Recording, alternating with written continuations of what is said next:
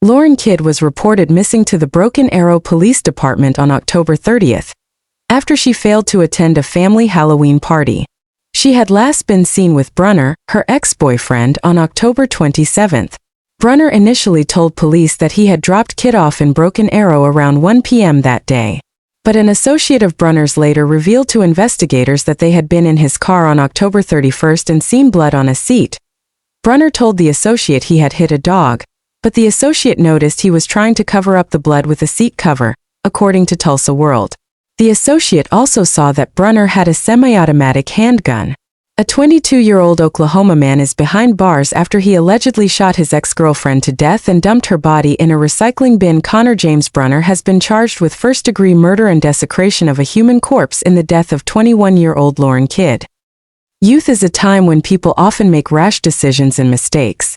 Sometimes these mistakes can have fatal consequences, especially if a person finds themselves in a toxic relationship. Unfortunately, the situation I'm going to tell you about today ended tragically. This story began in 1992 when 23-year-old single mother Krista, along with her 3-year-old son Joshua, moved to the city of Tulsa, Oklahoma. Almost immediately after the move, Krista got a job as a real estate rental agent in a residential complex. Things were going well, and soon she met 22-year-old Joe, who worked at the fitness center in the same building. A romantic relationship developed between them, and Joe accepted Joshua as his own son. They started living together as a typical American family and later got married. 3 years later, Krista became pregnant. On December 5, 1996, a week before Krista's birthday and a month before Christmas, a baby girl was born, whom they named Lauren. Krista always considered her daughter the best gift for all the Christmas holidays. The family was very close-knit and united, and Lauren's birth brought them even closer together. Grandpa Dusty, Joe's father, paid a lot of attention to his grandchildren and became like a second father to them. However, in 1999, the family faced financial difficulties when Joe lost his job due to downsizing. He couldn't find a new position for a long time, and the family lived on odd jobs. To find stable work, they were forced to move to Phoenix, Arizona.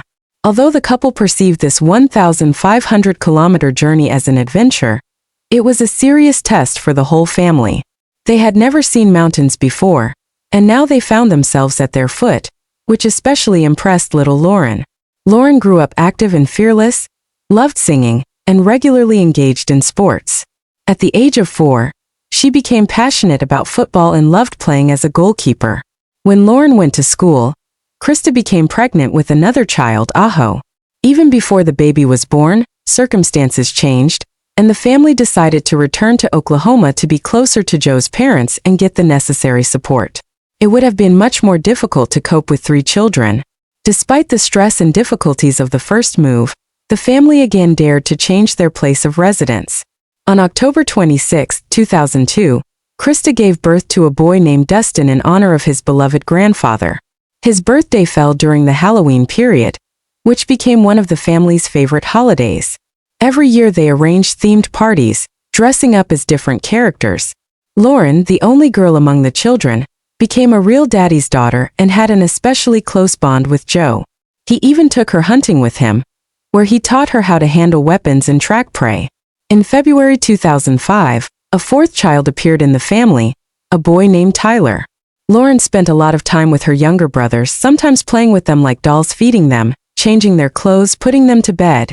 But she never harmed them, and the little ones got along well with their sister. The family settled in the city of Broken Arrow, Oklahoma, with a population of about 115,000 people. Although it was a relatively small city, it ranked 4th in size in the state. Broken Arrow was known for its low crime rate and was considered the safest city in Oklahoma. However, even this did not protect against the terrible tragedy that happened to the family. 2009 was a turning point in Lauren's life as a difficult teenage period began. Lauren started having problems associated with puberty, and the situation was further complicated by mental health disorders. Concerned parents took their only daughter for a medical examination, and the doctor diagnosed her with attention deficit hyperactivity disorder. This condition affects the ability to concentrate and control certain impulses. Lauren was prescribed medications that were supposed to alleviate the symptoms, but instead they only worsened the situation. Lauren became withdrawn and quiet, began to distance herself from friends and family. The situation was aggravated by the swine flu epidemic, which, although on a smaller scale, resembled the COVID-19 pandemic. It was at this time that the family's beloved grandfather became infected and died, which was a real shock for all relatives, especially for the children who were very close to him. This event caused new problems for Lauren, who began to inflict bodily injuries on herself. Up to this point, Krista kept a family video diary full of happy moments. However, from now on, the cheerful and carefree videos were replaced by more gloomy ones. When her daughter began to harm herself, Krista recorded videos for several days in a row, trying to understand if new injuries were appearing. Krista could not figure out what was happening and why her daughter's condition was deteriorating. Lauren withdrew into herself every time the conversation touched on topics that were unpleasant for her and did not make contact. Sometime later, the relatives learned the real reason for the teenager's withdrawal. It turned out that recently Lauren had gotten into a new group of friends. Once she was left alone with an unfamiliar peer who forced her into sexual acts. This had a devastating effect on Lauren's psyche. Lauren did not dare to tell her parents about this, but when the truth was revealed, she managed to get help. Lauren was taken to psychotherapy sessions and was prescribed medication. Over the next few years, Lauren's mental state normalized. She became sociable and friendly again, found new friends. In 2012, Lauren was introduced to a guy named Zach Romaine. They quickly got along and began to spend all their free time together. The teenagers even looked alike. Later, a romantic relationship developed between them. Lauren's family gladly accepted Zach, as he gave the impression of a kind and decent young man. Zach became like an older brother to the younger children in the family. The young people officially announced their relationship in February of the same year, when they both turned 16. Approximately in the middle of the school year, Lauren decided to move in with her boyfriend, leaving her parents' house. They wanted to rent an apartment, get married, and live as a full-fledged independent family. Lauren's parents did not share their daughter's enthusiasm for the idea of living together with Zach, considering them too young for such a serious step. However, they decided not to hinder the girl's independence, fearing to spoil the relationship and provoke a new wave of depression and self-destructive behavior. At the same time, the parents had concerns that because of the relationship, Lauren might neglect her studies. However, the daughter assured them that this would not happen and eventually received their consent. Shortly after the move, Krista, Lauren's mother, suspected that her daughter was pregnant, and this was the reason for the haste in the decision to live together and get married. When asked directly, Lauren replied that she was not sure. Then Krista took her to the hospital for a pregnancy test, which turned out to be positive. Although the news of the early pregnancy came as a surprise to the family, everyone supported Lauren and eagerly awaited the arrival of the child. 19-year-old Lauren gave birth to a daughter, Edison Maine, on March 22, 2015. Zach's parents also enthusiastically received this news, readily accepting the roles of grandmother and grandfather, without any condemnation of the young couple. Despite the fears of her relatives, Lauren was able to complete her secondary education a few months after giving birth, and on July 16, 2016, she officially married Zach, after which the couple went on a honeymoon to the city of Branson, Missouri. Outwardly, the couple looked happy, but in reality, Lauren had been struggling with inner demons for years. The emotional wounds she had received in the past continued to cause pain, although not as acutely, which she hinted at in posts on social media pages. At the same time, Lauren was determined to fight for the sake of her loved ones and daughter. Zach got a job to provide for his family, but initially, significant help was provided by the parents on both sides. However, by October 2016, the situation changed.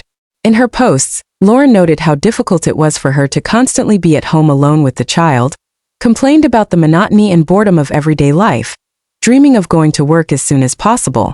Despite her boundless love for her daughter, the young mother strived for self-realization and complained about this to her relatives. At the same time, the couple decided to improve their living conditions. They proposed to their old friends, Connor Browner and his girlfriend, Alexandra Finley, to rent a more spacious apartment together, splitting the costs. This would allow them to save money and comfortably accommodate themselves, even with children. Soon the two families moved in together. first, living together was harmonious and fun. Everyone supported each other, communicated and spent time together. On May 25, 2017, Lauren finally got a job as a saleswoman in a store, striving for greater independence. At the same time, she continued to struggle with depression, which she told her mother about. Lauren dyed her hair dark, wore black clothes and makeup. The relationship with her husband deteriorated against the background of her general psychological state. The couple of friends with whom they shared the apartment broke up and moved out separately. Zach, Lauren and their daughter were left alone again and suffered from boredom. After a few months, the marriage began to fall apart. Zach returned to his mother, trying to diffuse the tense atmosphere, but it did not help. The couple could not restore intimacy even for the sake of the child, and the same year they filed for divorce. Interestingly, after the official breakup, the former partners improved their relationship for a while, but not for long. Therefore, they soon dared to make cardinal changes in their personal lives. Left alone with the child, Lauren acutely felt loneliness and a lack of male support. She longed for new love, and it happened quite quickly. Lauren started a relationship with Connor, their former roommate. The shared experience of breaking up with partners brought Lauren and Connor closer, and romantic feelings flared up between them. This news deeply saddened Zach, who still cherished the hope of restoring the family. However, he had to come to terms with the choice of his ex-wife. By September 2017, the divorce procedure was completed. The parents agreed on joint custody of their 2-year-old daughter, taking turns caring for her every week. This decision suited everyone. Zach's hostility towards Connor intensified because of his addiction to illegal substances. Gradually, Lauren also began to smoke marijuana. The apartment increasingly became a place for noisy parties, which the father of little Edison did not like at all. He tried to influence his ex-wife, but in vain. The ground for conflicts between Zach and Lauren, as well as her new partner, arose repeatedly. The girl's parents were shocked to learn that their daughter had exchanged her ex-husband for a guy with a chaotic lifestyle. However, they hoped that over time the youth would calm down and perhaps renew the relationship. But contrary to the expectations of relatives, the situation did not improve. A year passed, and by the fall of 2018, Lauren's life was rapidly going downhill. During this period, she and Connor found themselves surrounded by a company that abused illegal substances. The young couple began to spend more and more time at parties. In addition, Lauren made a new friend, Shauna, an extreme person who often provoked dangerous situations. Lauren's parents were very worried about all these circumstances. It was then that a new profile of Lauren appeared on social networks under the name of one of her alter egos. It was a depressive gothic image in black tones, reflecting the girl's inner state. On the page, she wrote a lot about dissociative identity disorder, a condition in which a person's identity splits, creating the impression that several different personalities coexist in one body. It seems that Lauren herself identified for such subpersonalities in herself. On October 26, 2018, Lauren was going to meet with her mother to celebrate her brother's birthday. But instead of a pleasant family time, a serious conversation awaited her. Krista expressed concern about her daughter's lifestyle, but was unable to get through to her. The dialogue turned into a heated argument, after which Lauren turned around, slammed the door and left. It was the last time her family saw her alive. The next evening, Blake, Lauren's friend called Krista, had agreed to give Lauren a ride to a friend's house so that they could prepare together for Halloween. But he could not find her. This alarmed the guy, so he decided to contact her mother. Blake said that the day before in the evening, he met with Lauren and then took her to the nearest gas station. There, Lauren asked to be dropped off, explaining that tattoo artist Mike West was waiting for her. They worked together on the design of a new tattoo, which she planned to get done the same day at his house. According to her friend, he kept in touch with Lauren until the evening. She told him about the details of the tattoo, and then suddenly stopped responding to messages and calls. This surprised Blake because usually Lauren did not let go of her phone.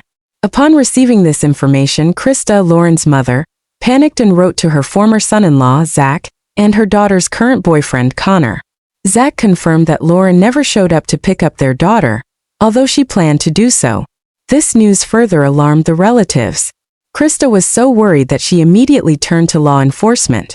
The police accepted the missing person report and began an investigation.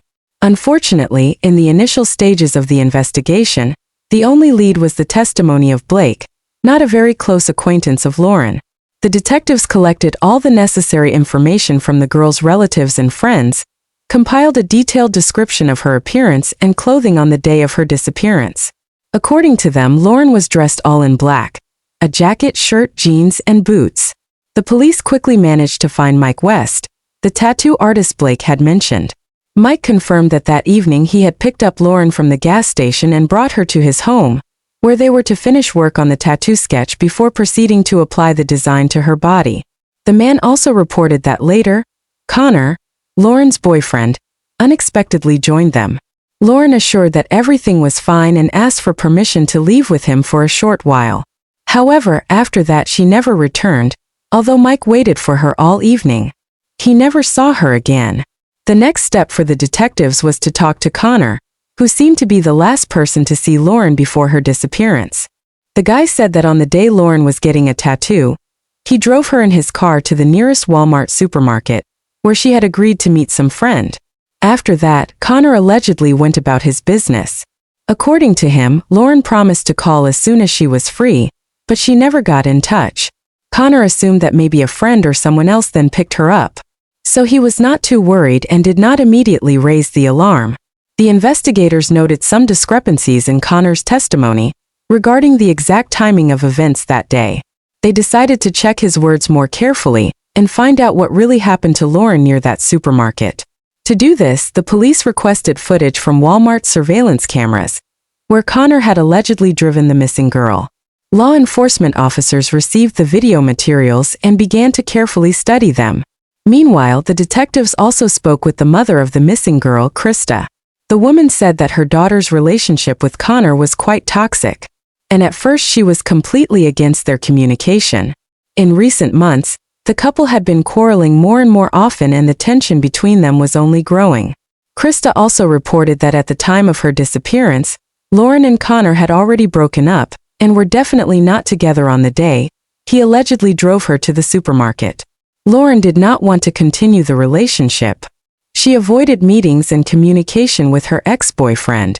Therefore, the mother was very alarmed by the fact that it was Connor who turned out to be the last person to see Lauren before her disappearance.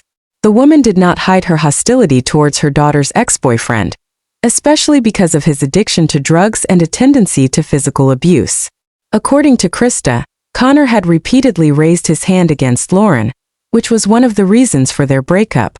Therefore, she insisted that the investigators take a close look at him, as she was convinced that the guy was involved in her daughter's disappearance. However, Lauren's ex-husband, Zach, also fell into the circle of suspects. The detectives knew that he was very painfully experiencing the breakup with his wife and was jealous of her new relationship, which many of their mutual acquaintances mentioned. While studying the footage from the surveillance cameras in the Walmart supermarket parking lot, the police could not see Connor's car. There was a possibility that he simply parked in a blind spot, but Lauren was also nowhere to be seen inside the store. The detectives spent many hours diligently reviewing the video recordings, but found no trace of the girl. This could only indicate that she had never been there, which meant that Connor had lied again. More than 48 hours had passed since Lauren's disappearance, a critical period, after which the chances of finding the missing person alive rapidly decrease. Relatives were losing hope more and more. The girl's photos were circulated in the media, and the police urged the public to help in the search for the young mother. Suddenly, an anonymous witness called the police station hotline. He said that on the evening of Lauren's disappearance, he saw Connor arrive at his place in his car. There were noticeable bloodstains on the seats and floor mats in the cabin, which the guy tried to hide by throwing covers on top, but this did not completely mask them. When the informant was asked about the origin of the stains, Connor allegedly replied that he had recently hit a dog on the road.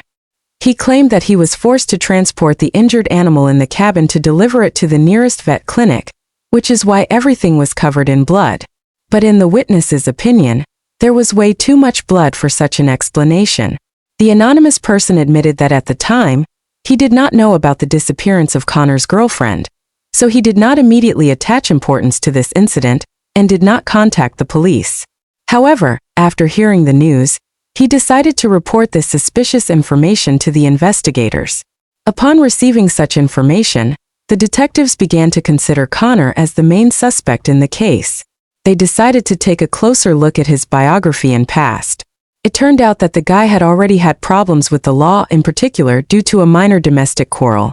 In addition, during the arrest, he resisted the police officers. And less than a year before breaking up with Lauren, a serious fight occurred between them, during which Lauren called law enforcement. True, Lauren then decided not to press charges, so the conflict was hushed up. The detectives also found out that at the time of his ex-girlfriend's disappearance, Connor was already dating someone else. It seemed that Lauren's fate did not concern him at all.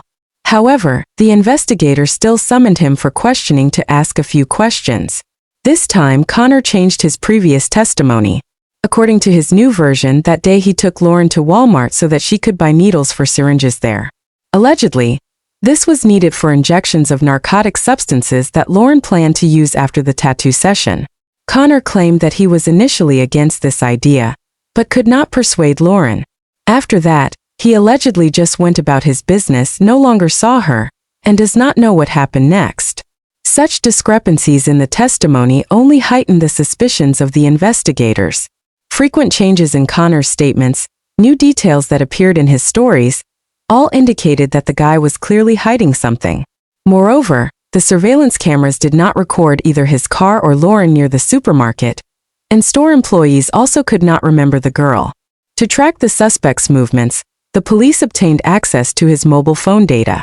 It turned out that Connor was indeed near Walmart that evening, but much later than he had previously stated at around 10 p.m. While studying the surveillance camera footage, the detectives noticed that Connor did come to the supermarket that evening, but he was there with another girl, who later turned out to be his ex, Alexandra Finley, with whom they had previously rented a place together. In the video, the couple was carefreely strolling through the store, buying up for Halloween, but among their purchases, a large number of cleaning products especially caught the attention of the police officers. This fact seemed very suspicious given the experience of the investigators. The detectives decided to talk to Alexandra about those purchases. Alexandra confirmed that that evening, Connor called and asked her to help with cleaning the car. He told a story about a quarrel between two of his acquaintances that took place in the car's cabin.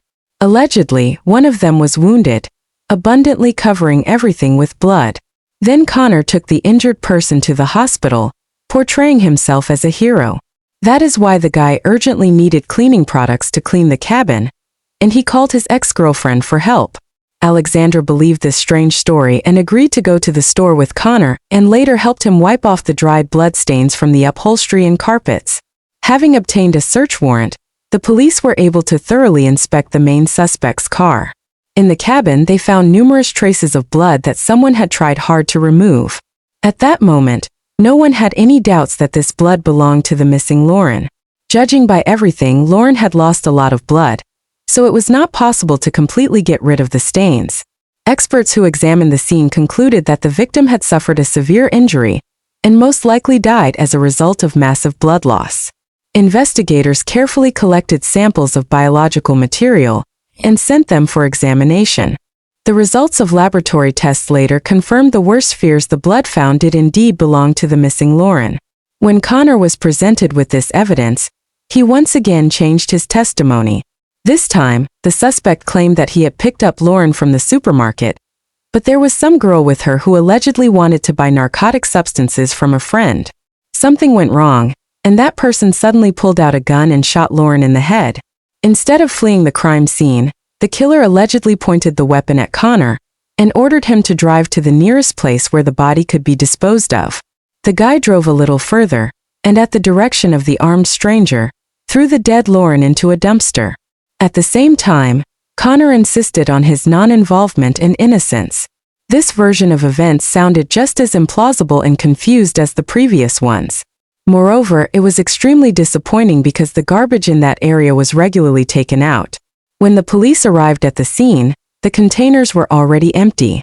However, traces of blood were found at the site, which most likely belonged to Lauren as well as her bracelet. These samples were also sent for examination. The examination later confirmed that the blood found was the blood of the missing girl. On November 5, 2018, the investigators tried to obtain a confession from Connor. The police did not believe the story about some drug dealer who allegedly shot Lauren. In the end, they managed to break the suspect, and he confessed that on that fateful evening, he had a conflict with Lauren in the car. Lauren refused to get out of the cabin. The annoyed ex-boyfriend pulled out a gun to scare her. However, according to him, the magazine accidentally fell out. As he bent down to pick it up, Connor unintentionally pulled the trigger. A shot rang out and the bullet hit Lauren right in the face. However, the police did not believe that it was an accident. Their doubts about the truthfulness of Connor's testimony only intensified. But be that as it may, thanks to the persistent work of law enforcement officers, they managed to obtain a confession from the suspect about what he had done. The 22-year-old killer was arrested and placed in the Tulsa County Jail. The next task was to find Lauren's body. According to the detainee's testimony, he threw it into a container for paper waste and even indicated a specific place. This was confirmed by the GPS tracker data of his car. The very next day, a garbage truck took the contents of that container to the nearest landfill. Now the police needed to find out which landfill it was taken to and find the body as soon as possible before it disappeared without a trace among the giant waste dumps. After reviewing the surveillance camera footage, the investigators were able to identify the truck that emptied the ill-fated container. The police department sent a whole group of 30 employees to inspect 72 sorting points that served 19 waste recycling enterprises in 16 states. There was little time for the search. The detectives familiarized themselves with all the stages of the waste paper recycling process. It included several technological operations during which the body could be crushed into small parts. Theoretically, there were several points where the remains could still be found, but the probability of this was extremely small since the processing lines were maximally automated and few people worked there. With each hour of fruitless searches, the police more and more clearly realized that Lauren's remains had most likely already gone through the entire recycling cycle. However, it was impossible to stop. It was extremely important to find the body in order to study the injuries in detail and compare them with Connor's version. To facilitate this extremely difficult task, it was decided to send dog handlers with service dogs trained to search for corpses by the characteristic smell of decomposition to the enterprises. This is what gave the result. After some time, the dogs were able to find what was left of the once beautiful young woman, fragments of skin, bones, and internal organs ground by the processing equipment. DNA expertise officially confirmed that the remains found belonged to the missing Lauren. The recycling company immediately recalled 30 tons of paper produced the day before to avoid human body parts getting into the final product. Lauren's grief-stricken mother, upon learning the terrible truth about her daughter's death, tearfully told the police that she remembers their last meeting with pain in her heart. They parted after an argument, and now Krista will never be able to hug her baby girl and apologize to her.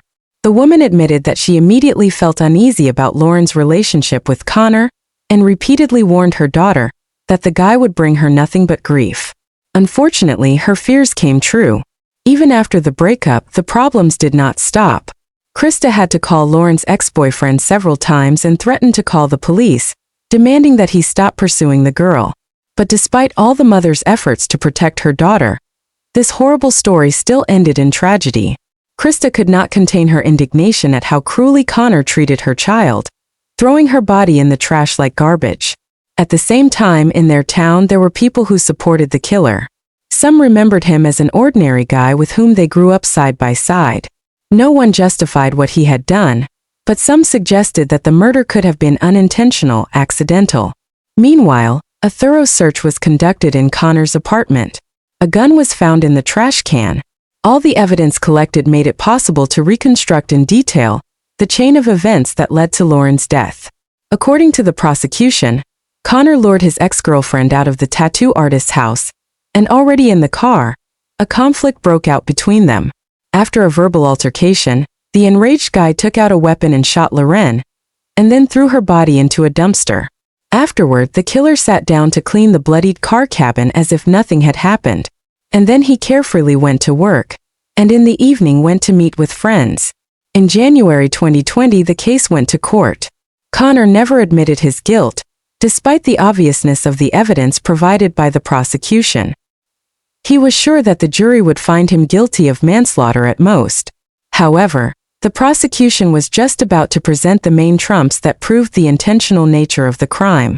The lawyers insisted that the fatal shot was fired by accident, but the prosecutors announced the results of the analysis of the correspondence from the defendant's phone. It turned out that the breakup with Lorraine was preceded by the beginning of Connor's relationship with another girl. In messages to his mistresses, the guy spoke extremely negatively about his ex, calling her a parasite. He blamed Lorraine for allegedly ruining his life and not leaving him alone. In the same correspondence, Connor admitted that he was ready to do anything to get rid of the annoying ex-girlfriend, even murder. But these statements contradicted the testimony of the victim's mother, who claimed that everything was exactly the opposite. It was Connor who could not come to terms with the breakup and was pursuing her daughter everywhere. Unable to let Lorraine go, he decided that if Lorraine would not be with him, she would not be with anyone. Having considered all the circumstances of the case, the jury found the defendant guilty of premeditated murder.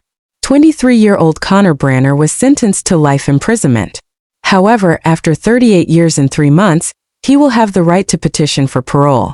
After the verdict was announced, the mother of the deceased, Krista, said that she would not forgive the killer of her daughter. She also added, "If you're interested in this story, subscribe to our channel, like this video, and in the comments,